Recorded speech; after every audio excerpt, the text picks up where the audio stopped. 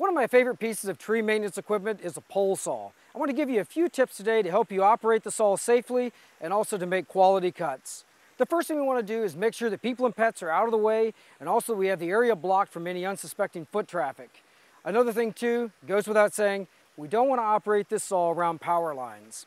In order to make good cuts, what we want to do is put the saw into the position that we want to make the cut, and then back away so there's about a 60-degree angle from the pole saw to the branch.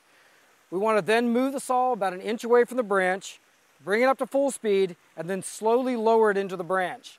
We want to just apply constant pressure, but not too much, because that could bind the saw up, and then let the saw do the work of cutting through the branch. If a branch gets hung up in the tree, one thing I like about the Oregon pole saw is that there's a very convenient branch hook to remove any of those branches so they don't get stuck up in the tree.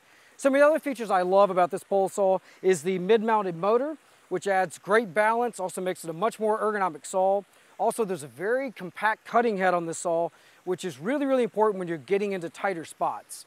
One thing we ought to talk about too is cutting larger branches. That'd be anything 3-inch diameter or greater. What we want to do is make sequential cuts or jump cuts. So we might cut off the outer third, then cut it back to about 1.5 feet off the tree, and then make a finished cut on the tree.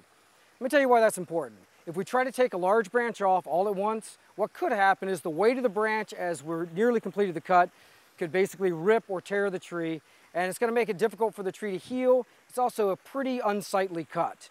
So if we keep these tips in mind, a pole saw can be your best friend. In my mind, it's an essential tree maintenance tool. If you'd like to see more tips and ideas, visit OregonCordless.com.